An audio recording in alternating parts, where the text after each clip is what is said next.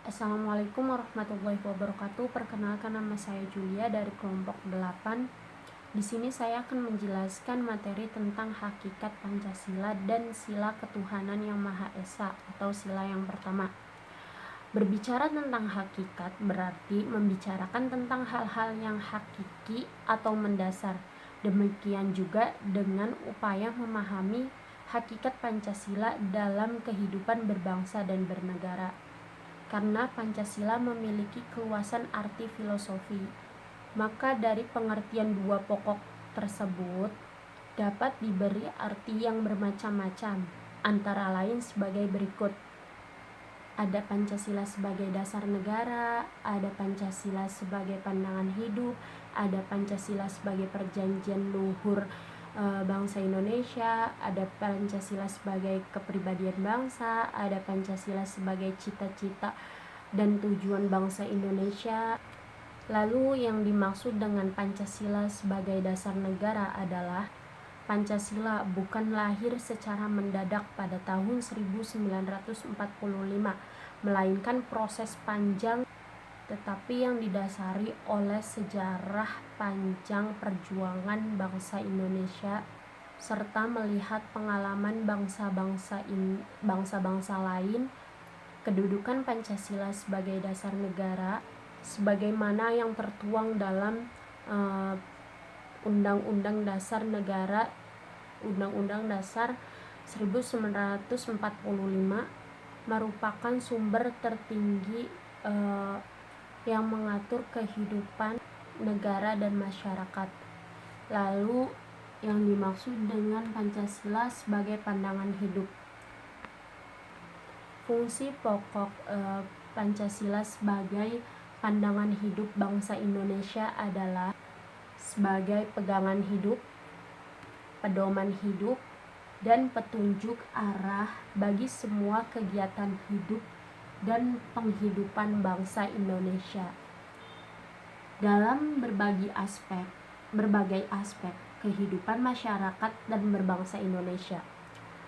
Lalu yang dimaksud dengan Pancasila sebagai perjanjian luhur bangsa Indonesia adalah kepribadian, artinya gambaran tentang sikap dan perilaku atau amal perbuatan manusia. Lalu yang dimaksud istilah Pancasila sebagai kepribadian bangsa. Istilah ini muncul dalam pidato kenegaraan Presiden Soekarno di depan sidang Dewan Perwakilan Rakyat Gotong Royong DPR sampai GR. Lalu yang terakhir, Pancasila sebagai cita-cita dan tujuan bangsa Indonesia.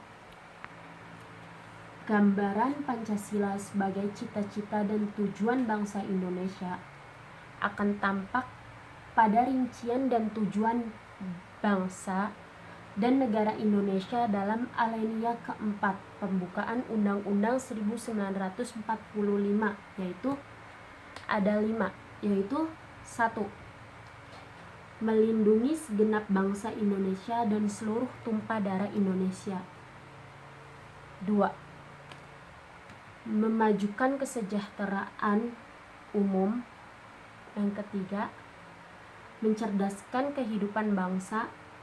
Yang keempat, ikut melaksanakan ketertiban dunia yang berdasarkan kemerdekaan, perdamaian abadi, dan keadilan sosial.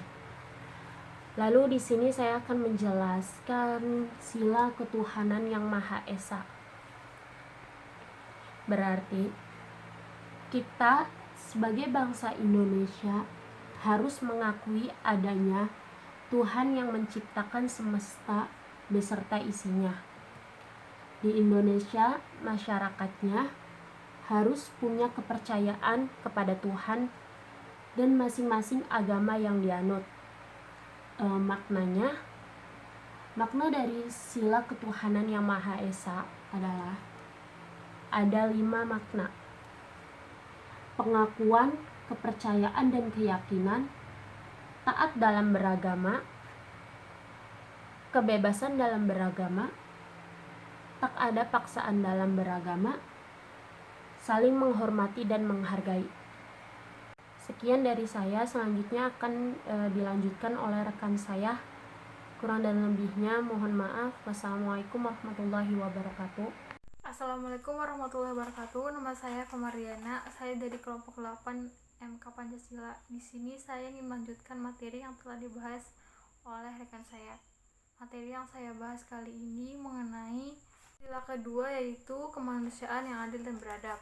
Yang memiliki makna berarti bangsa Indonesia diperlakukan sebagaimana sesuai hakikat dan martabat sebagai makhluk ciptaan Tuhan Yang Maha Esa.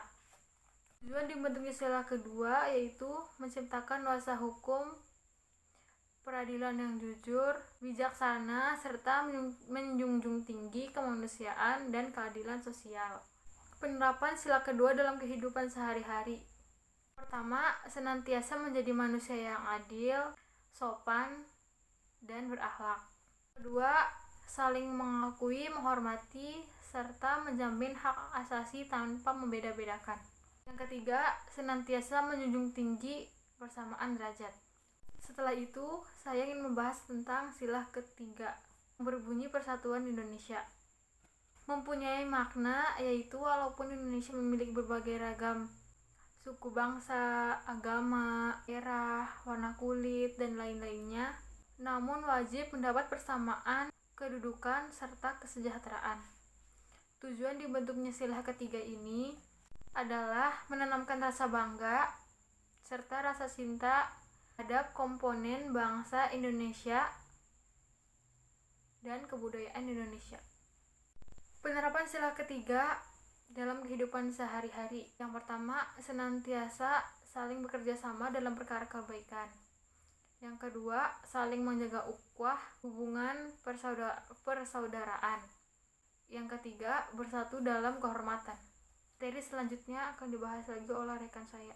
Sekian dari saya, kurang lebihnya mohon maaf. Wassalamualaikum warahmatullahi wabarakatuh. Assalamualaikum warahmatullahi wabarakatuh. Perkenalkan, nama saya Fakih Farudin dari kelompok 8 Pancasila.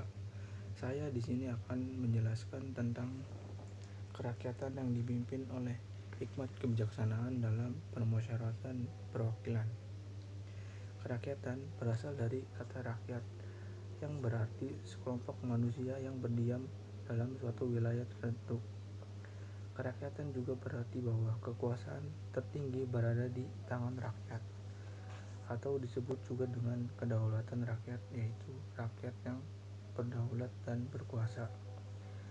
Hikmat kebijaksanaan berarti penggunaan pikiran yang sehat dengan selalu mempertimbangkan kesatuan bangsa, kepentingan rakyat yang dilaksanakan dengan sadar, jujur, dan bertanggung jawab.